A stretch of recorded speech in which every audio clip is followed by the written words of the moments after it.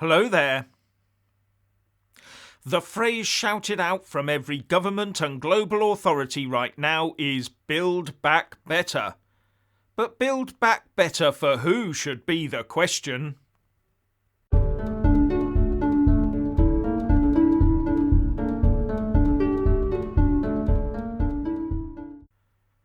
As per usual, please like, subscribe and comment below. And when subscribing, please do press that little bell, but also select the all option or you won't get any notifications when I publish a new video.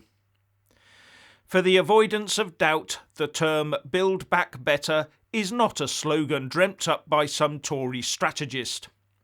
No, it's a term derived from Building Back Better, and this is a UN strategy agreed in 2015 aiming to reduce the risk to the people of the world following any future disaster or shock. And just about every government and political organisation across the planet, including the likes of the United Nations and the World Economic Forum, are now using this agreed terminology. It's even plastered across the Tory party conference right now, and if Labour had won the 2019 election, they'd be using it. The idea of Build Back Better, or BBB, is that it is family and community centric, and after a disaster, BBB must use the recovery to leave communities safer by reducing risks and building resilience. And now in 2021 we see the formation of the B3W, the Build Back Better World, which is designed to counter China's Belt and Road Initiative by supplying the $40 billion worth of infrastructure needed by developing countries by 2035. And all based on climate, health and health security, digital technology, and gender equity and equality. All sounds very laudable until you look around and see what's actually happening. With the biggest project so far being that every country around the globe either has or is in the process of introducing or has plans to introduce a health passport. But it doesn't show your health, it shows which medical procedures you've complied with. And without it, you will soon not be able to leave the country. And in many places right now, without it you can't participate fully in society, and in others you are almost imprisoned without one. You do not need much imagination to know where politically induced mission creep will take that one. You will be constantly told that having one of these and showing it every time you go anywhere is for your safety and the safety of those around you, long after COVID has faded. And now there's talk of what food you eat, the amount of meat, etc., with even factory manufactured meat in the pipeline. All for your health and the health of the planet. And our gas heaters and motor car ownership are now under attack too. It appears to me that we are aiming for a great reset where, within a decade, nothing will be as it was. Nothing. As the World Economic Forum said in a 2016 video of 8 predictions for the future, maybe we will end up owning nothing by 2030. But will we be happy though? And if we don't own the stuff we wear, eat and live in, then who does own it? Or more to the point, who controls it and control who gets to rent it? Maybe take a quick look at the Pandora Papers to see the sort of people who could well have that control and or ownership. But how's BBB going? But before I get to that, I just want to say a massive thank you to all my Super Thanks, Patreon and PayPal supporters, as well as those that do buy a mug with my mug on it. Links in the descriptions box below, and I generally publish 2 videos a day. Now, some of what I'm about to say might sound OTT, but please bear with me. So why is it that as we start this essentially global BBB programme, all we see is reports of supply chain failures coming in from around the world? And in August, the World Bank said, an increasing number of countries are facing growing levels of acute food insecurity, reversing years of development gains. Why only in the last couple of weeks have we heard about shortages and empty forecourts and the like?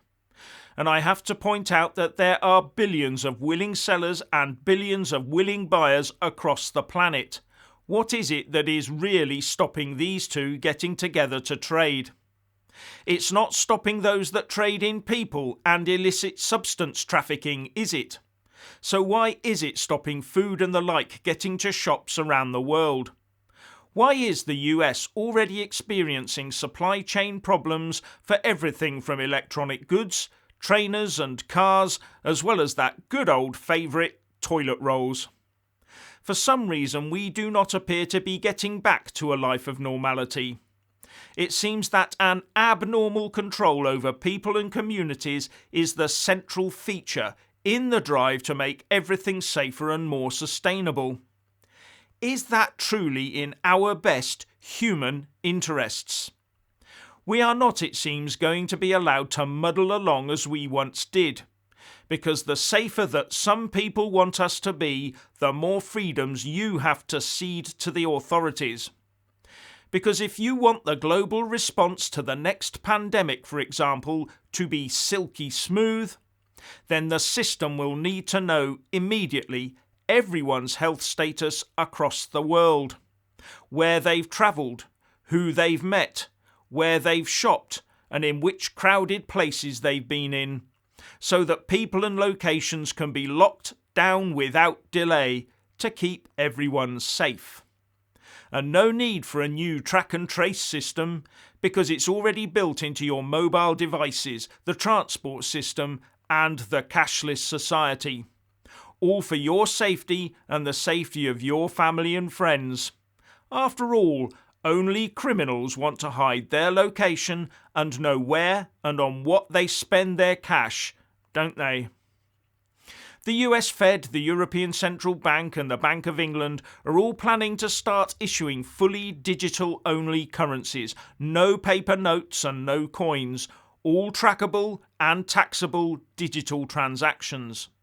And debit and credit cards are being developed that tie into a central carbon registry to monitor your personal carbon footprint, and they will be able to stop you spending your own money when you hit your personal carbon allowance limit, including the rejection of that holiday flight you had planned.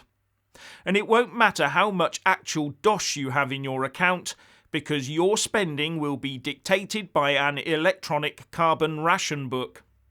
Oh yes, this stuff all exists today and is just about ready to go.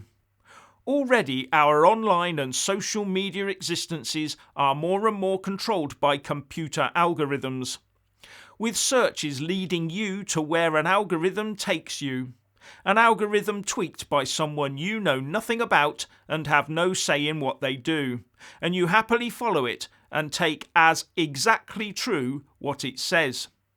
Social media can punish you for wrongthink and wrongspeak, once again based on what a computer algorithm says, an algorithm tweaked by someone you neither know or have any control over. We are already conditioned to accept computer say no. But we keep going back for more, don't we, and self-censoring as we do. So ask yourself, how hard would it be to convince the majority of people that it is in the interests of their personal safety and the safety of their family and friends to be permanently monitored and scanned, so they can be instantly alerted of a health hazard or be stopped when their carbon footprint gets too big for the planet to survive? Really, how hard? And for those that think this is just bunkum and could never happen in a place like the UK, it isn't bunkum, because Scotland already has its own Vax Pass and Boris has plans for one in England. And as I said, the Bank of England is actively pursuing a digital-only currency right now and has already asked the government if they want it to be controllable, i.e. able to be switched off to individual users. Now you can take all this as a sort of warning about where we could be headed if we're not careful, and that would be up to you and me, the voters. Or, for you, it might be the dream of personal safety come true, the state looking after you, just so long as you fully comply at all times, all for your safety, you understand. That is a long and slippery slope. I'm just worried that the question won't be, am I happy with this? But rather, what happens to me if I don't comply? So what's your opinion on Build Back Better? Please like and comment below.